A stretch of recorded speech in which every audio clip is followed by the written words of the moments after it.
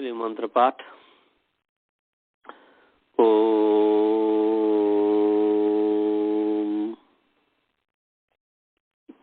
सहनाववतु सहनौ भुनक्तु सह वीर्यं करवावहै तेजस्विनावधीतमस्तु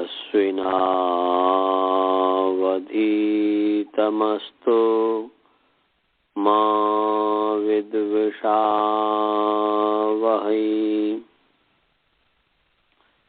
येन धौता गिरः पुंसां विमलैः शब्दवारिभिः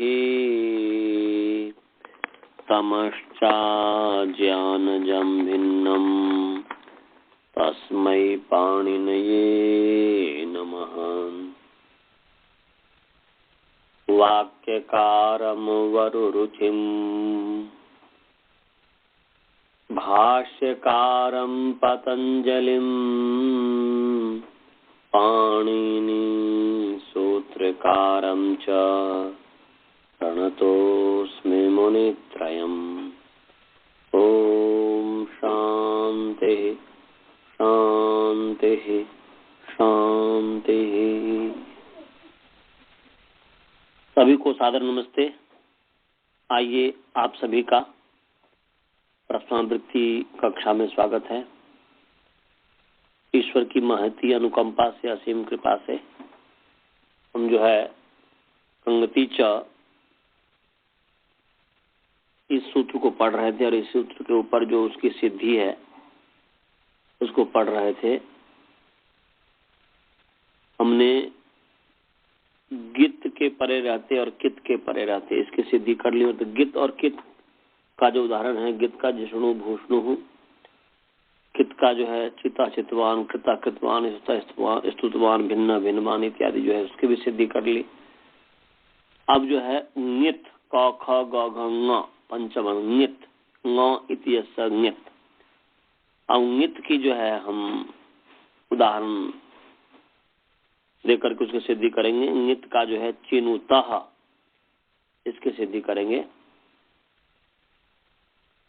चिनुतः, चिनुतः चे धातु है। चिनुतः में चे चयने चे धातु है।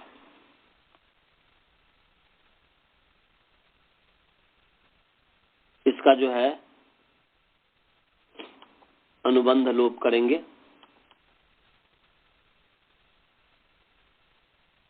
इसका जो अनुबंध जो है हलंत्यम स, हलंत्यम। इस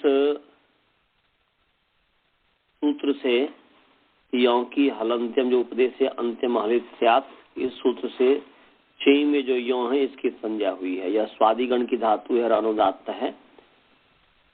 अनुदात्त होने से ये अनिट है और इत होने से उभयपदी है। तो ये कौन सा धातु है, अनुदात्त है उदात्त है, इसको स्वयं भी आप खोजने का कोशिश करेंगे। तो चे जो है अनुदात्त है, चे की अनुबंध लोप हो गया, ची बच गया। ची की जो है भुवादय धातु से जो है धातु संज्ञा क्रियावाचिनो भुवादय धातु स्यु धातवः स्युः, या धातु संज्ञका स्युः। क्रियावाची जो क्रिया को कहने वाले जो धातु हैं उसका नाम, क्रिया को कहने वाले जो भी शब्द हैं भुवादि है उसका नाम धातु है। तो ये चीज चयन अर्थ को कहता है। तो इसको जो है पूर्ववत आप जो है तिवादित्पत्ति करेंगे। उसको मैं नहीं बताऊंगा क्योंकि ये पीछे हमने बता दिया हुआ है तिवादित्पत्ति कैसे होती है। म्यूट कर लेंगे प्लीज, म्यूट म्यूट म्यूट। कौन है please mute your phone, mute your Skype, mute your Skype please, mute your Skype. तो ची धातु से जो है यहाँ पर जो है लस्य के स्थान पर जो है तस प्रत्यय हो गया। तिप तस द्विवचन, प्रथम पुरुष द्विवचन तस प्रत्यय हो गया। चीतस। अब चीतस है, इस स्थिति में तस में जो स है, इस स की जो है हलंत्यम से संज्ञा प्राप्त हुई, क्योंकि तो उपदेशे अंत्यम हल इत्यात, और उपदेश है आद्योच्चारणम प्रथमोच्चारण। प्रथमोच्चारण का नाम उपदेश है, पाणिनि कायन पतंजलि का प्रथमोच्चारण। तो ये तस जो है प्रत्यय है, इसी को श्लोक में गिन दिया गया हुआ है कि धातु सूत्र गणोनादि वाक्य लिंगानुशासनम आगम प्रत्ययादेशा उपदेशा प्रकीर्तिता।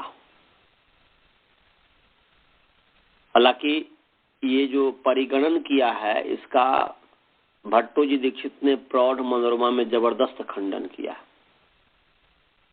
जब मैं प्रौढ़ मनोरमा पढ़ता था तो उसमें हमने पढ़ा था और उसमें कहा कि परिगणन करने की आवश्यकता नहीं है। बहुत ही उन्होंने डिबेट किया हुआ है, शास्त्रार्थ किया है भट्टो जी दीक्षित ने प्रौढ़ मनोरमा में। फिर अंतिम में निर्णय दिए हैं कि उपदेश किम तो उपदेश आद्योच्चारणम। तो अस्तु, वो तो आगे का विषय है, परंतु हमें यही समझना है अभी कि उपदेश जो आद्योच्चारण तो है ही, पाणिनि कात्यायन पतंजलि का प्रथमोच्चारण, परंतु जो परिगणन कर दिया कि धातु सूत्र गण उणादि वाक्य माने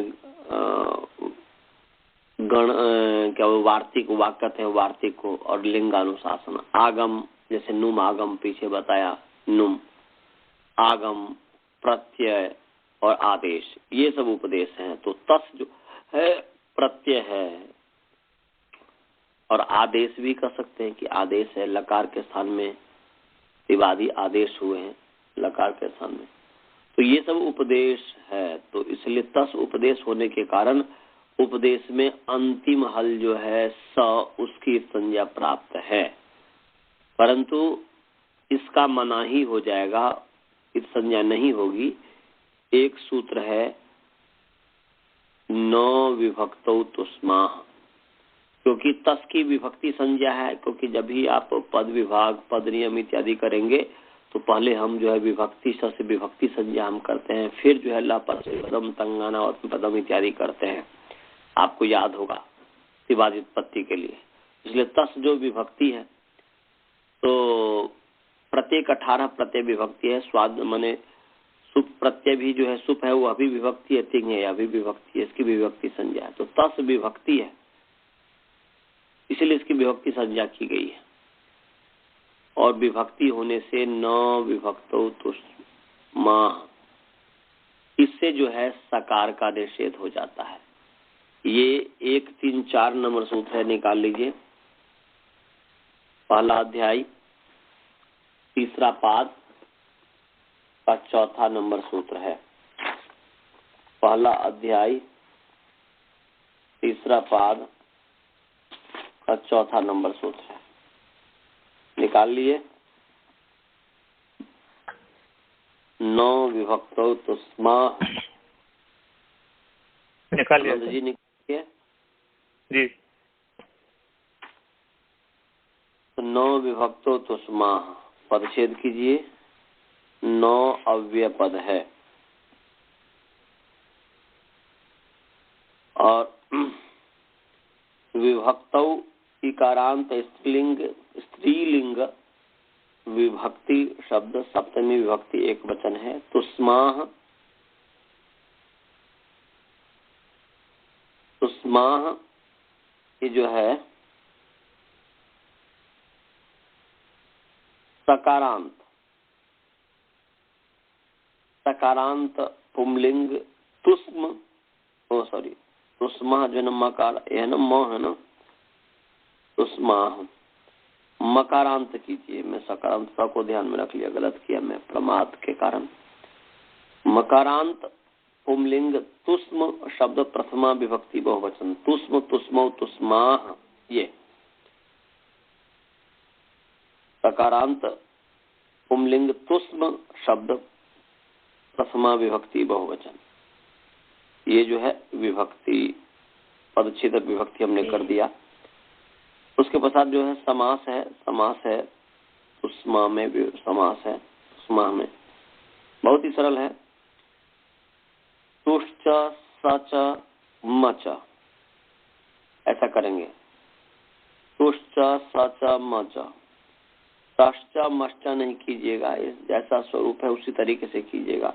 तुष्च सच मच इति तुष्माः इतरेतर योग द्वंद्व समास हो गया। ऊपर से उपदेश की अनुवृत्ति आ रही है और हलंत्यम की अनुवृत्ति आ रही है और इत की अनुवृत्ति आ रही है। हमने बताया हुआ है आपको कि हम पूरे अष्टाध्यायी में अनुवृत्ति लाएं तो किसको लाएं, किस पद को अनुवृत्ति लाएं, इसमें हमने बताया हुआ है। केवल अब आपको विचार करने की आवश्यकता है कि प्रत्येक सूत्र पर जो मैं पढ़ाता हूं तो पढ़ाने के बाद उस सूत्र पर जब आपको समय मिले तो विचार कीजिए। विचार करेंगे तो और स्पष्ट हो जाएगा।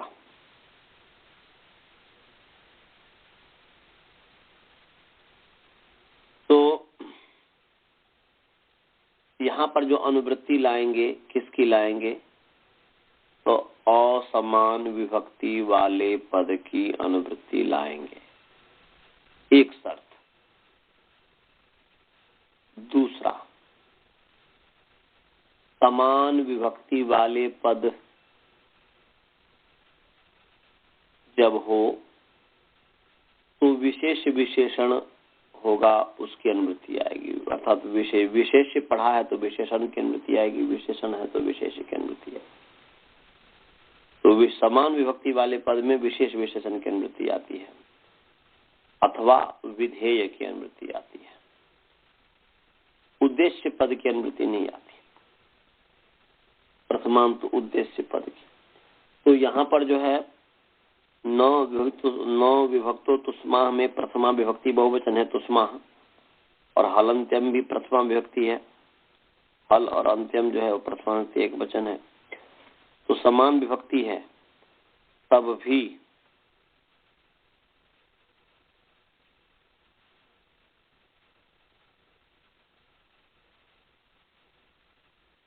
भी जो है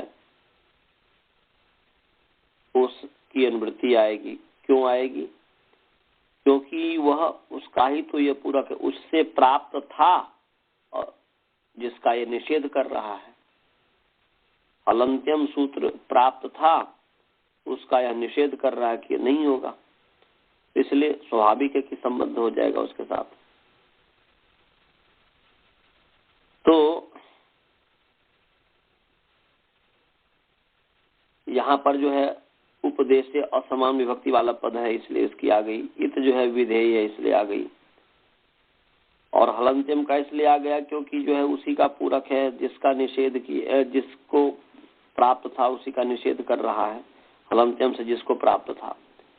तो यहाँ पर क्या हुआ जी, विभक्तौ अन्वय जब करेंगे तो विभक्तौ तुष्माः, विभक्तौ तुष्माः, और उपदेशी की अनुवृत्ति आ रही है इसलिए उपदेशे भी कर लीजिए। उपदेशे विभक्तौ तुष्माः।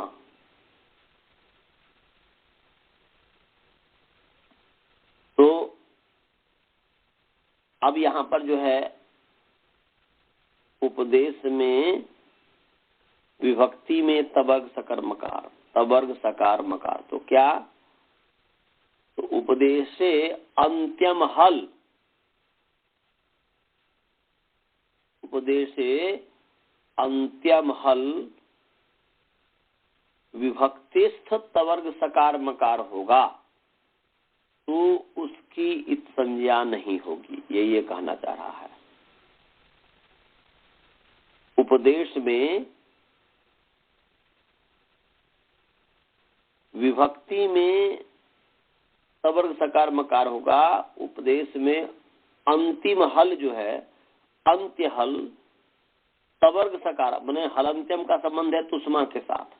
आप इसको ऐसा कर सकते हैं कि तुष्मा जो है बहुवचन है तो आप अलंत्यम जो है उसको भी आप बहुवचन कर सकते हैं, उसको भी आप बहुवचन बना सकते हैं।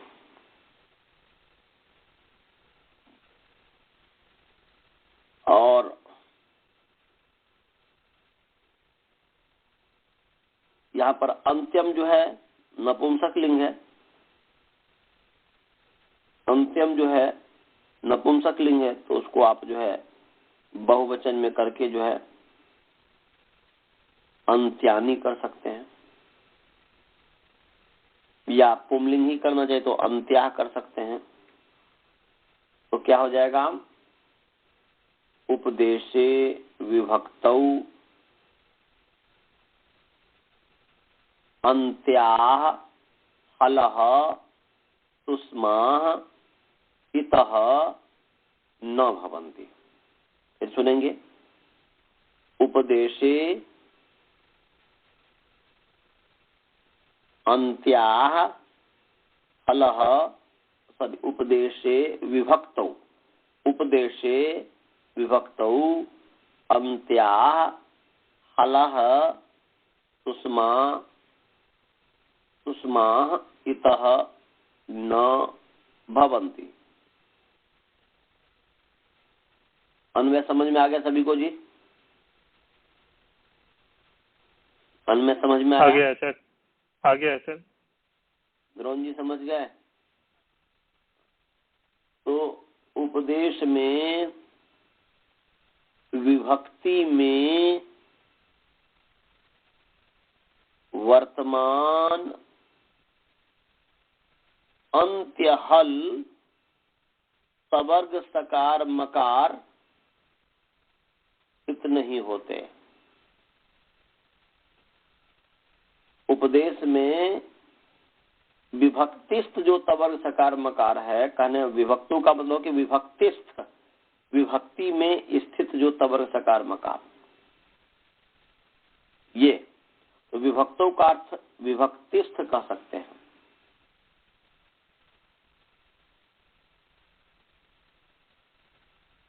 आप जो है हल जो है तवर्ग सकार मकार जो है हल है, तो उसका जो है तवर्ग सकार मकार हलह, और वह जो हल है अंत्य होना चाहिए। तो उपदेशे विभक्तौ अंत्याः तवर्ग सकार मकार राह हलह इतः न स्युः। उपदेश में विभक्ति में वर्तमान का भी अध्ययन कर लीजिए तो अच्छा रहेगा, नहीं भी करेंगे तो कोई बात नहीं, अर्थ वही देगा कि उपदेश में विभक्ति में वर्तमान अंत्य तवर्ग सकार मकार हल इत नहीं होते हैं। तो यहाँ पर तस जो है उपदेश है और विभक्ति है, तो उपदेश में विभक्ति में वर्तमान अंत्य, अंत में होने वाले तवर्ग सकार मकार रूप हल इत नहीं होते हैं, उसकी इत संज्ञा नहीं होती है। तो इसलिए यहाँ पर सकार की इत संज्ञा नहीं हुई, तो जैसा का तैसा ही रह गया। राजभल्ला जी समझ गए? स्वाति जी समझे?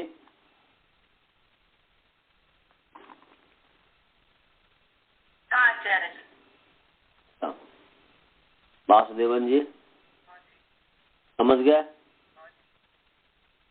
बहुत ही सरल है। तो चीतस, अब जो है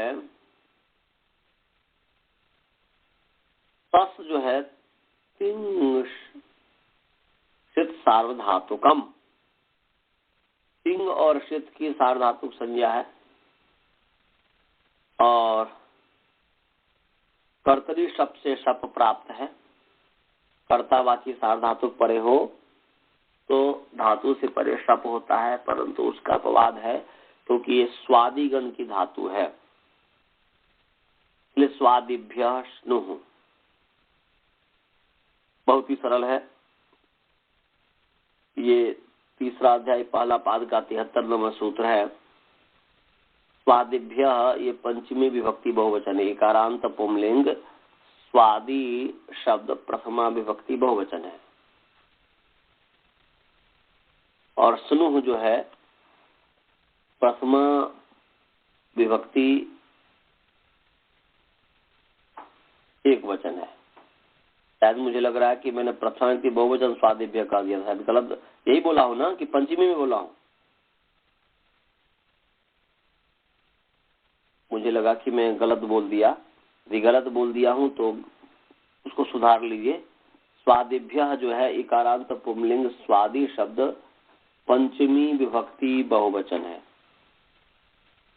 और स्नुह जो है उकारांत पुंलिंग स्नु शब्द प्रथमा विभक्ति एक वचन है। स्वादिभ्य में समास है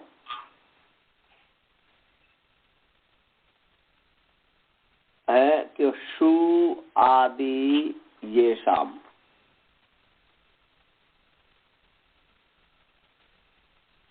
शुं अभिसवे धातु है, शु मूर्धन्य स, तो उसका धात्वादेश से शेष हो जाता है, इसलिए सु यहाँ पर दिया है।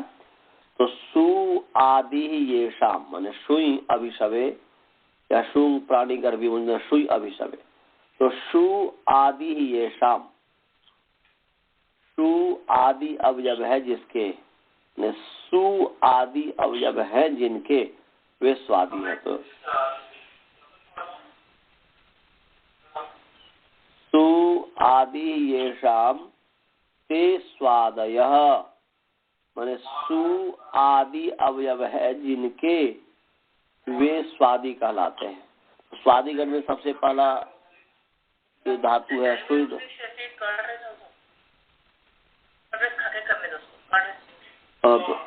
तो सुई जो आदि अवयव है वो स्वादिगण में पठित जो धातु है उसका पहला, इसलिए स्वादी हो गया।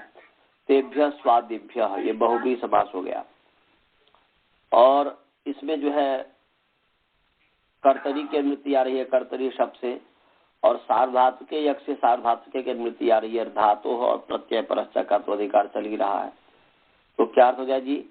अर्थ हो गया कि स्वादि गण पठितेभ्य धातुभ्य अर्थात स्वादिभ्य धातुभ्य।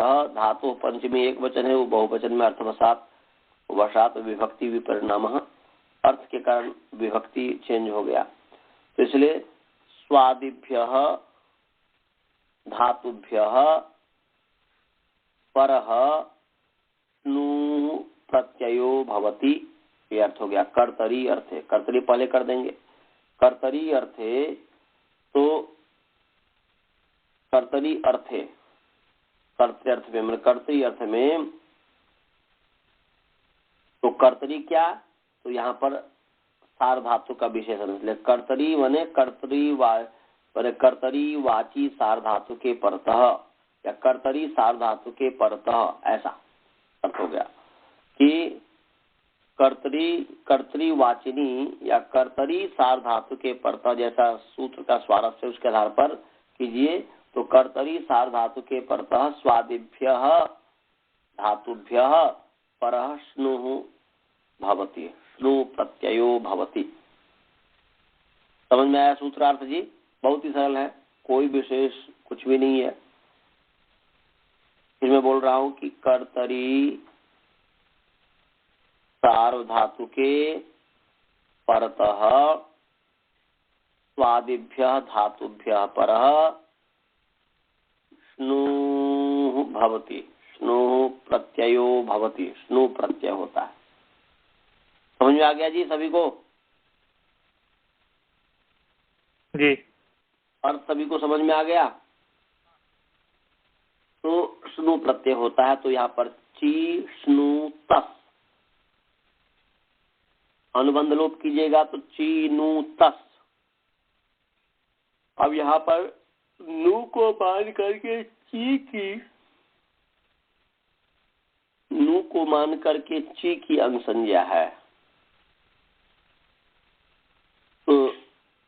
को मान करके ची की अंग संज्ञा है कि यस्मात् प्रत्यय विधि सदाय प्रत्यंगम से अंग संज्ञा, और अंगस्य के अधिकार में सार्वधातुक कार्धातुक योग से जो है यहाँ पर सार्वधातुक है स्नु तिंग सार्वधातुकम, क्योंकि षित है लशक की इस वजह से षित है स्नु प्रत्यय, इसलिए सार्वधातुक प्रत्यय परे है तो उसके परेते इगंत अंग जो है ची, उसके अंतिम अल जो है ई, उसके स्थान पर गुण प्राप्त हुआ।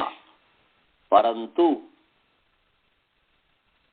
सार्वधातुक कमपित हमने पीछे पढ़ा दिया है कि पित भिन्न जो सार्वधातुक है, पित भिन्न जो सार्वधातुक है वह गितवित है, गितवत माना जाता है। कंगति से सॉरी गांग कुटादि भून से नित की अनुमति आ रही है। वत शब्द न रहते हुए भी वत अर्थ देता है, तो नित होता है ना, नित के समान हो। तो यहाँ पर नित के समान नित है, तस तो नित है नहीं, गणित है नहीं है, परंतु या सष्णु गीत तो है नहीं, तो नित के समान माना जाता है, नित के इसमें समान माना जाता है। तो इसलिए नित जब हो गया तो कुंगति च से जो है गीति किति ङति च निमित्ते एक स्थान ये गुण वृद्धि प्राप्त तेन भवतः। म्यूट कर लेंगे फोन, किसी की आवाज आ रही है। I request you please mute your mute, mute कर लीजिए। तो ङति ङित के परे रहते यहाँ पर एक के स्थान में गुण वृद्धि प्राप्त है, वो नहीं हुआ, तो ची नु तस ही रहा। अब इसके पश्चात तस को मान करके भी चीनू की अंग संज्ञा है, तस को मान करके भी चीनू की अंग संज्ञा है, और अंग संज्ञा होने से अंगस्य के अधिकार में जो है यहाँ पर सार्वधातुक कार्धातुक तस सार्वधातुक है, तिंशित सार्वधातुकम, उसके प्रति चीनू जो अंग है उसके अंतिम अल जो नकार उत्तरवर्ती उकार है उसको गुण प्राप्त हुआ। परंतु यहाँ पर पुनः जो है कंगति चरण निषेध कर दिया, क्योंकि तस जो है सार्वधातुकम अपित, अपित सार्वधातुक गिंतवत होता है, गिंत के समान होता है, तो तस जो है अपित सार्वधातुक है, इसलिए गिंतवत हो गया। तो ची फिर कंगति गिंतवत होने से कंगति से निषेध हो गया, गुण नहीं हुआ, तो चीनू तसी रहा। अब उसके पश्चात जो है पूर्वत स्वात्पत्ति कर दीजिए तो चिनुतः बन जाएगा, इसमें कुछ भी नहीं विशेष है। ऐसे ही सुई अभिशबे से जो है निचोड़ता है, इस अर्थ में वे दोनों निचोड़ते हैं। चिनुता तो वे दोनों चयन करते हैं, चिनुता का मतलब था वे दोनों चुनते हैं, चयन करते हैं, चुनते हैं, और सुई अभिशबे से जो है सुनुतः वे दोनों निचोड़ते हैं सोमरस इत्यादि को। इसमें कुछ भी नहीं है, धात्वादेश से स को स हो जाएगा, फिर जो वैसे ही है। अब जो है चिनुवंती, चिनुवंती इसकी सिद्धि करते हैं। ची धातु है वही अनुदात्त है, अनिट हो गया, और इत होने के कारण जो है उभय पदी है, तो परस्मय पदी की हम सिद्धि कर रहे हैं। चिनुवंती ची धातु है और लस्य के स्थान पर जो है बहुवचन में झी हो गया, तिपता से झी, और स्नु हो गया, पूर्व स्नु कर दी तो ची स्नु झी, ये हुआ, तो ची स्नु झी। अब इस स्थिति में झी को माने नु को मान करके ची की अंग संज्ञा है, अंग संज्ञा होने से अंगस के अधिकार में सार्वधातुक कार्य से गुण प्राप्त हुआ, परंतु जो है सार्वधातुक कंपित अपित सार्वधातुक गितवत होता है, फिर कंगति जैसे निषेध हो गया। ऐसे ही झी है, झी को मान करके चीनू की अंग संज्ञा है, और वही अंगस के अधिकार में सार्वधातुक कार्धातुक से गुण प्राप्त है, परंतु गुण जो है सार्वधातुक कंपित से गितवत कर दीजिए, और फिर जो है कंगति जैसे निश्चित हो जाएगा, गुण नहीं होगा। तो ये हुआ। अब इसमें जो है विशेष जो सूत्र लगा वह ये है कि झोंतः, झोंता भी हमने पढ़ा दिया हुआ है, पढ़ाया हुआ है ना जी, पठंती की सिद्धि में कि किसमें पढ़ाया हूं कि नहीं झोंता? राजवल्ला जी अच्छा, नहीं लगता है। पीछे पीछे पचंती इत्यादि इसलिए नहीं आई है अनंत जी? जी ये झोंता के पढ़ाया हो कि नहीं मैं? नहीं है सर, वो उस दूसरे क्लास में नहीं पचंती पढ़ाया था तो हो गया ना, पचंती में तो आएगा ही। तो पचंती में पढ़ाया हूँ ना? जी पढ़ाया। तो जब पचंती पढ़ाया हूँ तो ये फिर कैसे झोंता में नहीं पढ़ाया हो? पचंती में अंति तो पचंती राजभल्ला जी पढ़ाया हूँ कि नहीं? तो फिर पचंती पढ़ाया तो झोंता पढ़ा दिया अंग के समय। हाँ देख लीजिएगा, क्योंकि जो है झोंता पढ़ा दिया हुआ हूँ। तो अंग के अवयव मैंने अंग के संबंधी, अवयव नहीं, अंग के संबंधी जो है झकार, उसके स्थान में अंत होता है। नहीं समझ में आएगा तो पूछिएगा। तो अंत है तो चीनू अंत ई हो गया। अब यहाँ पर चीनू अंत ई, इस स्थिति में नू में जो ऊ है उसको ई को नीचे से यण प्राप्त हुआ, परंतु एक परिभाषा है, हमने बताया था पीछे, वर्णादंगम बलीय। क्या बताया था जी? वर्णादंगम बलीय माने वर्ण कार्य से अंग कार्य बलवान होता है। इक्वलची वर्ण कार्य है और अचेष्ण धातु भ्रुवा मयूरी अंग बंगो जो यहाँ पर लगेगा वह जो है अंग कार्य है। तो वर्ण कार्य से अंग कार्य बलवान होता है। तो यहाँ पर नकार उत्तरवर्ती उकार जो है इसको इकोनची से यन प्राप्त है, परंतु अचेष्णु धातु भ्रुवा मयूरी अंगु बंगो इसने जो है इकोनची को बांध लिया, अपवाद होने के कारण, अपवादत्वात् या परत्वात् भी कह सकते हैं, अपवादत्वात् भी कह सकते हैं। उसको बांध लिया, परत्वात् कीजिए, और अपवादत्वात् भी कहेंगे, कह सकते हैं। तो अचेष्णु धातु भ्रुवा मयूरी अंगु बंगो, ये 6-4-77 नंबर सूत्र है। ये तो नहीं पढ़ाया हूं ना जी, इसको निकाल लीजिए। 6-4-77 77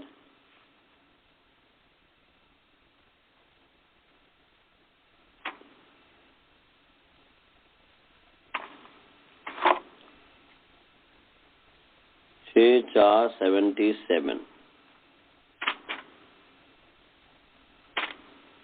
निकाल लिया। क्या सूत्र है? अचीष्णु धातु भ्रुवाम योर यंगु बंगौ। आइए जी इस पर विचार करते हैं। अची सकारांत पुंलिंग अच शब्द सप्तमी विभक्ति एक वचन है, और स्नु धातु भ्रुवाम तो उकारांत पुंलिंग स्नु धातु भ्रू शब्द षष्ठी विभक्ति बहुवचन है। और व्योह वकारांत वर्ण का विशेषण मानेंगे तो वकारांत पुंलिंग व्य शब्द षष्ठी विभक्ति द्विवचन है। और इयंगु वंगौ नकारांत पुंलिंग इयंगु वंग शब्द प्रथमा विभक्ति बहुवचन है। और ये समझ में आ गया? फिर एक बार मैं बोल रहा हूँ, ध्यान से सुनेंगे। अची चकारांत पुंलिंग अच शब्द सप्तमी विभक्ति एक वचन है। स्नु धातु भ्रुवाम उकारांत पुंलिंग स्नु धातु भ्रू शब्द षष्ठी विभक्ति बहुवचन है। और व्योह वकारांत पुंलिंग व्य शब्द षष्ठी विभक्ति द्विवचन है, या नपुंसकलिंग भी कह सकते हैं। और इयंगु वंगो नकारांत पुंलिंग इयंगु वंग शब्द प्रथमा विभक्ति बहुवचन है। सभी को पदच्छेद और विभक्ति समझ में आ गया? सभी को पदच्छेद विभक्ति समझ में पाई चाहिए जी। जी आगे। हाँ बोलिए।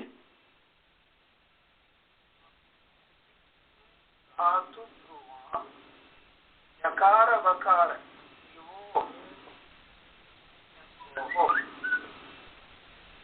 नहीं, यकार वकार क्या व्योह है, नहीं व्योह अचेष्णु धातु भ्रुवाम व्यो व्योह यंगु बंगो, ऐसा ना पदच्छेद। सूत्र में यकार पहले आता है, वकार बाद में आता है। हाँ, पहले यकार पहले आएगा और वकार बाद में।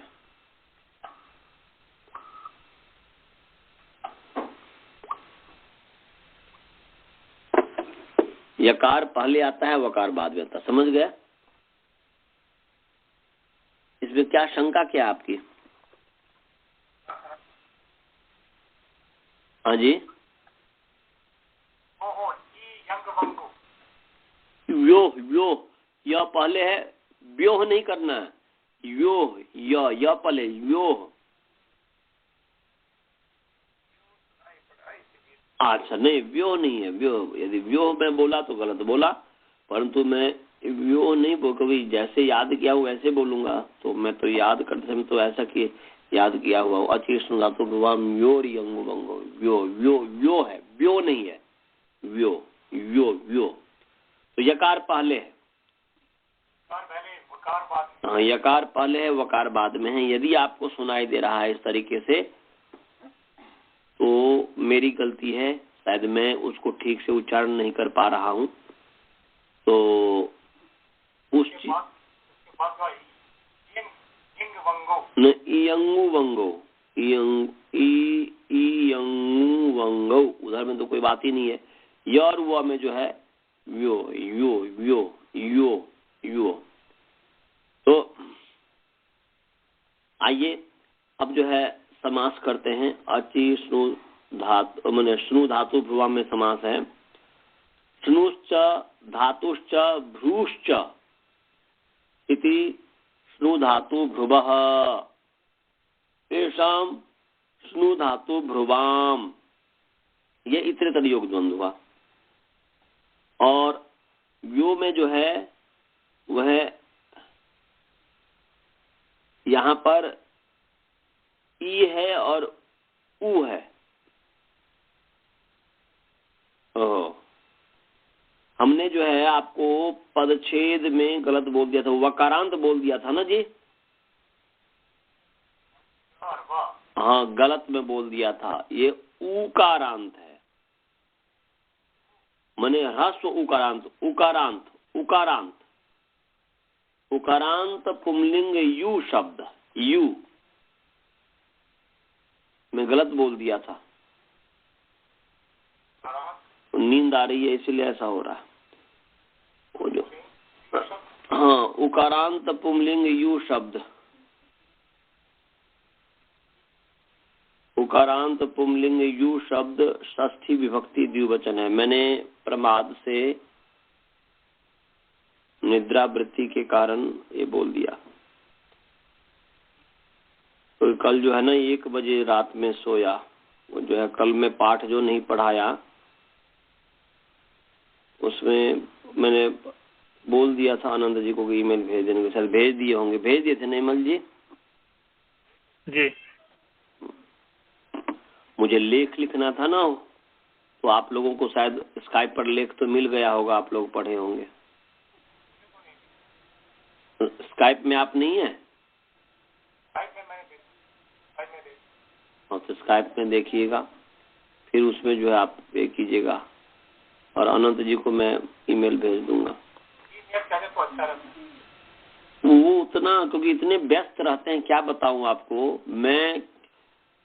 हालांकि मेरे ऊपर प्रेशर रहता है कि हर दिन ईमेल देखो, मैं जो है मैं हर दिन देखने का मेरे पास समय नहीं होता। मैं सुबह से, अब आज की बात बताऊं, मैं अपना जो पाठ पढ़ता हूं आज एकदम नहीं पढ़ पाया, क्योंकि 1 बजे रात में तो सोया पूरा लेख लिख करके, उस समय फिर भेजा। अब ऐसे कुछ आपत्ति आ रही थी मतलब उसका उत्तर नहीं दे पा रहे थे लोग, इसलिए मुझे देना पड़ा। क्योंकि ये फेसबुक में जितने भी आर्यजन है विद्वान तो है नहीं,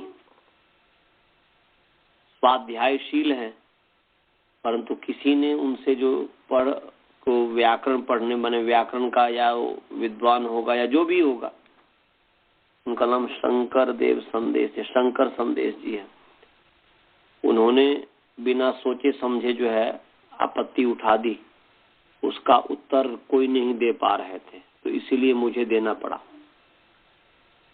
तो उसी में मुझे 1 बज गया रात, और उसके बाद फिर जो है सुबह में उठा, कुछ नहीं मेरी आज पढ़ाई हुई। तो चलिए कोई बात नहीं।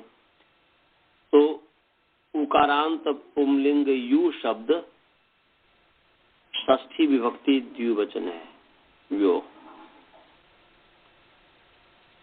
तो यहाँ पर समास है, ई को य हुआ, ई को चीज इश्च उश्च इति यू इतरेतर योग द्वंद्व हुआ। इश्च उश्च इति यू तयो योः योः इतरेतर योग द्वंद्व हुआ कि इश्च उश्च इति यू तयोः योः इतरेतर योग द्वंद्व हो गया। समझ गया जी? सभी को समझ में आया? और इयंगु बंगो ये सरल है, इयंग च उबंग च इति यंगु बंगो, ये इतरेतर योग द्वंद्व हो गया। अंगस्य का इसमें अधिकार है और कुछ भी नहीं। अंगस्य का जो है अधिकार है। तो पहले चलिए सप्तमी से चलते हैं। अच्छी अच्छी, तो यहाँ पर अची जो सप्तमी है, सप्तमी होने के कारण क्या हो गया जी? बोलिए, कौन बता सकता है?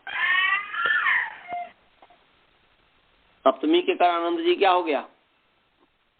परतः आएगा, परतः तो आएगा ही, और तदादि विधि नहीं होगी? हाँ होगी। ये परतः क्या जी? तो प्रत्यये परतः, ये या अची परतः, अजादो प्रत्यय परतः भी कह दें तो कोई हानि नहीं है, क्योंकि अची सप्तमी है। यस्मिन विधि सदा वलग्रहणे, सप्तम्यंत जो विशेषण है वह पदादि की संज्ञा करता है, इसलिए आजादी हो गया। और दूसरी बात आप कह सकते हैं कि भाई यहाँ पर अची तो विशेषण है, परंतु किसका विशेषण है? प्रत्यक्ष तो है नहीं, प्रत्यक्ष तो है नहीं। तो हमने ये कहा कि अंग संज्ञा होता ही है तब जबकि प्रत्यय हो, प्रत्यय के बिना अंग संज्ञा हो ही नहीं सकता, इसलिए प्रत्यय का अध्यार करके अजादो प्रत्यय परतः ऐसा अर्थ कर लेंगे। यदि आप बोलेंगे भाई ये जो है गौरव है, ठीक है, प्रत्यय के बिना जो है अंग संज्ञा अंग माने प्रत्यय परे रहते ही अंग संज्ञा होता है, अंग संज्ञा होती है, तो इसीलिए जो है यहाँ पर, परंतु सीधे तो साक्षात पढ़ा नहीं है कोई विशेष, इसलिए अची है तो इसलिए अची परतः कर दो, ये भी ठीक है। क्योंकि अजादो प्रत्यय परतः भी कहेंगे तो मेरे दृष्टि में गलत नहीं है, और क्योंकि यहाँ पर सीधे साक्षात केवल अची पढ़ा हुआ है, प्रत्यय इत्यादि तो नहीं पढ़ा हुआ है, तो इसीलिए यहाँ पर सीधे अची परतः भी कह सकते हैं, कोई ऐसी बात नहीं है। तो अची परतः या अजादो प्रत्यय परतः या अची परतः, अची परतः ही लीजिए। तो अची परतः, अब देखिए सप्तमी के बाद कौन सा होगा जी? सप्तमी के बाद षष्ठी। पंचमी तो है नहीं कि पंचमी होगा, पंचमी है नहीं, षष्ठी, इसलिए पंचमी है ही नहीं, इसलिए पंचमी की कोई बात ही नहीं, इसलिए षष्ठी है। और जो है सुधा तो भुवाम षष्ठी है, व्योह षष्ठी है। तो यहाँ पर जो है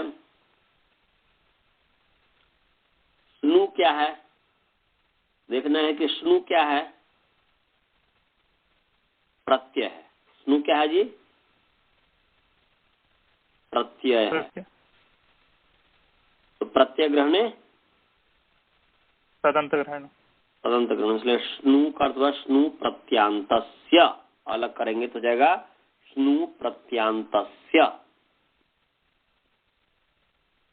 समझ में आया जी? मैंने कहा अची परतः या अजादो प्रत्यय परतः, अची परतः स्नु प्रत्यांतस्य। इतना भाग समझ में आ गया सभी को? द्रोण जी समझ में आया? स्नु प्रत्यांतस्य। अब जो है धातु है, अब ये देखना है कि धातु यो भी षष्ठी है, यो, तो स्नु जो यो में जो है ई है और उ है, ई है और उ है, स्नु भी उ माने उकारांत है। तो यहाँ पर जो है स्नु उकारांत है और भ्रू भी उकारांत है, नहीं जी?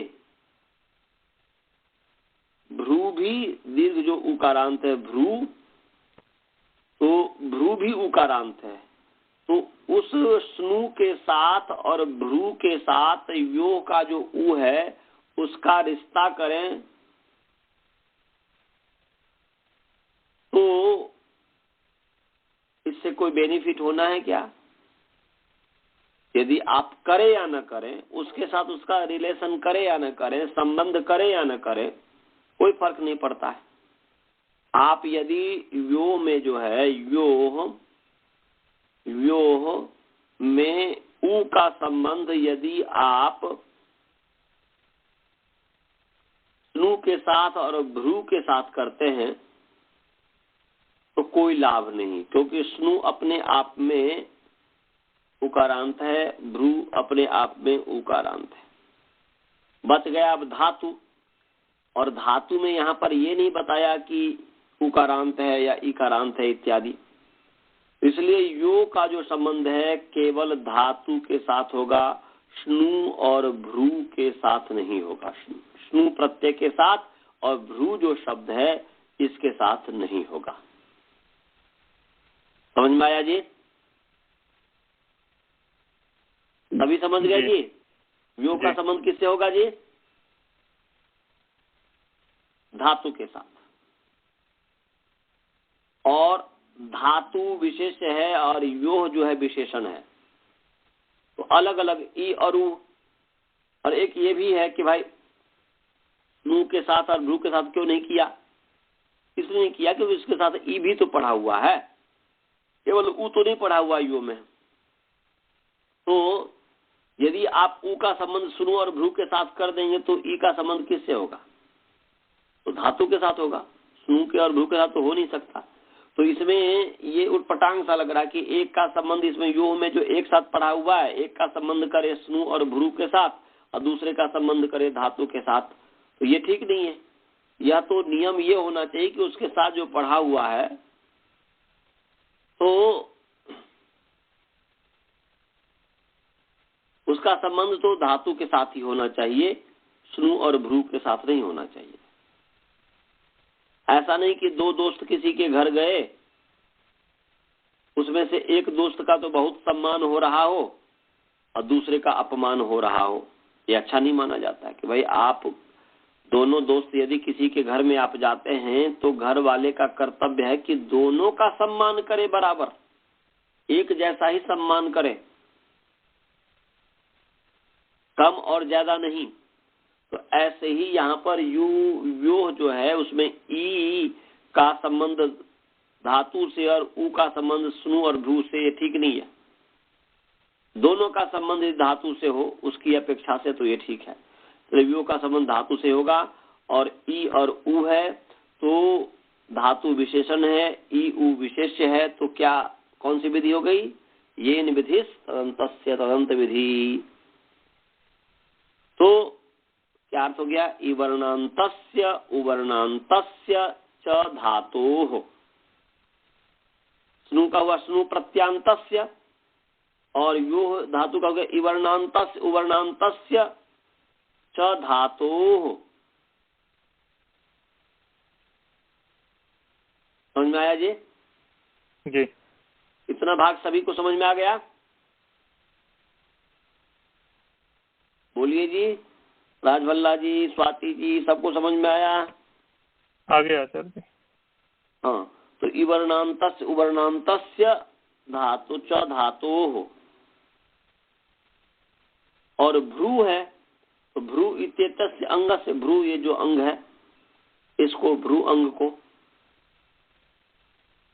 तो अब पूर्णार्थ कीजिए। अची परतः स्नु प्रत्यांत, सबके साथ अंग जोड़ सकते हैं और जोड़ दीजिएगा, या सबसे लास्ट में लिखेगा तभी हो जाएगा कि स्नु प्रत्यय अची परतः स्नु प्रत्यांतस्य अंगस्य इवर्णांतस्य उवर्णांतश्च धातो अंगस्य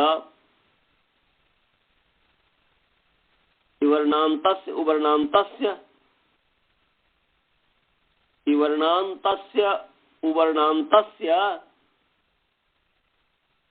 च धातोः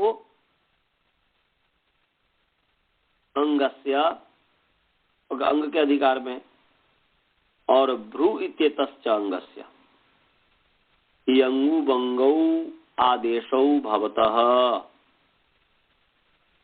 यंगु वंगौ आदेशौ भवतः। तो स्नु प्रत्यांत इवर्णांत उवर्णांत धातु और भ्रू अंग, इसके स्थान पर कहा है, तो इसके स्थान पर पूरे पर हो कि कहाँ हो, तो अलौंत्य से परिभाषा उपस्थित हो जाएगी। तो इसलिए पूरा अर्थ बन जाएगा कि स्नु प्रत्यांतस्य अंगस्य इवर्णांतस्य उवर्णांतस्य धातोरंगस्य भ्रू इत्येतस्याङ्गस्य अन्तस् अलस्थाने इयंगु वंगौ आदेशौ भवतः। अच्छी पड़ता अच के परे रहते नु प्रत्यांत अंग इवर्णांत उवर्णांत धातु, इवर्णांत उवर्णांत जो धातु हो गया, और भ्रू जो अंग है इसके अंतिम अल के स्थान में इयंग और उवंग होते हैं।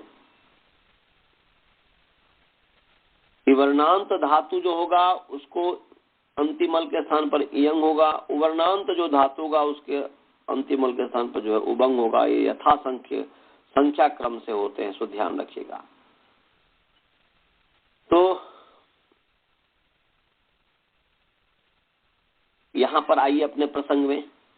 अर्थ सभी को समझ में आ गया? इस अर्थ में ऐसा तो नहीं कि किसी को नहीं समझ में आया हो। अनंत जी समझ में आ गया?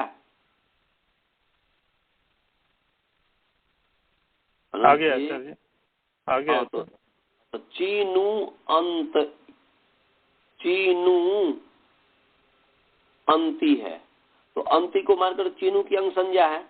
तो स्नु प्रत्यांत अंग है चीनु, उसके अंतिमल है उ, उसके स्थान पर उवंग आदेश हुआ, उवंग आदेश हुआ। परंतु उसका अपवाद है हु स्नुवो सार्वधातु के, हु स्नुवो सार्वधातु के। निकाल लीजिए 6487 नंबर सूत्र है। हु स्नुवो सार्वधातु के, हु स्नुवो सार्वधातु के निकाल लिया। 6487 6487, उसके आगे ही कुछ आगे हैं 6487।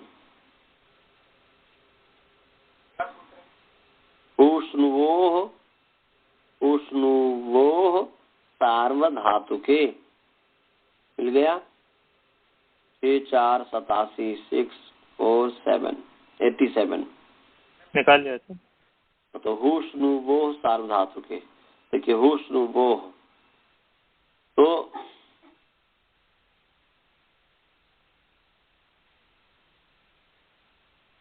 उकारांत पुंलिंग हुस्नु शब्द षष्ठी विभक्ति द्विवचन सार्वधातु के अकारांत नपुंसकलिंग सार्वधातुक शब्द सप्तमी विभक्ति एक वचन।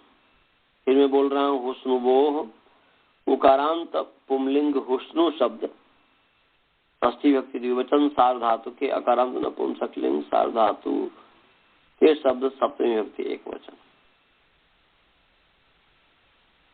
अब जो है इसमें समास परिच्छेद विभक्ति सभी को समझ में आ गया?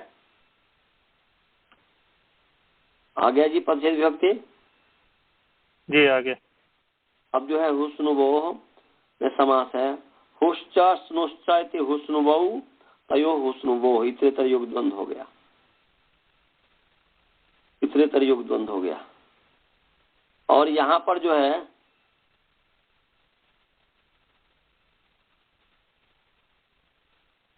तेरह नेकाचो संयोगो पूर्वज से जो अनेकाच और संयोगो पूर्वज की अनुमति आ रही है, ये जो है अब समय हो गया है, अभी पूरा मैं नहीं समझा पाऊंगा क्योंकि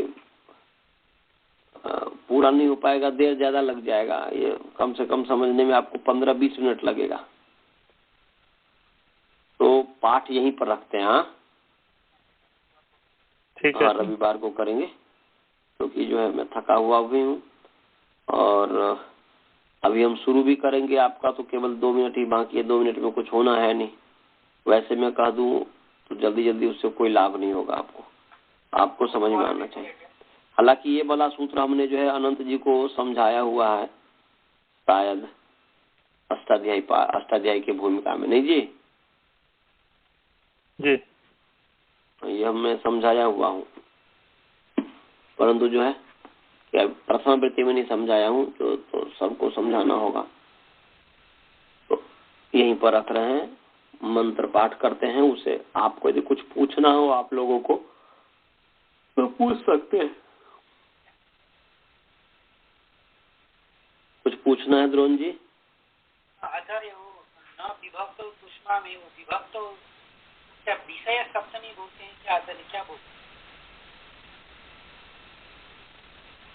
उसको? विषय सप्तमी क्या बोलते हैं? नहीं, वो जो है विषय सप्तमी मानेंगे तो हो जाएगा विभक्ति के विभक्ति विषय में, विभक्ति विषय होने पर और विभक्ति में विद्यमान। सप्तमी नहीं मान सकते, सप्तमी सती सती मान लेंगे जो विभक्ति में विद्यमान।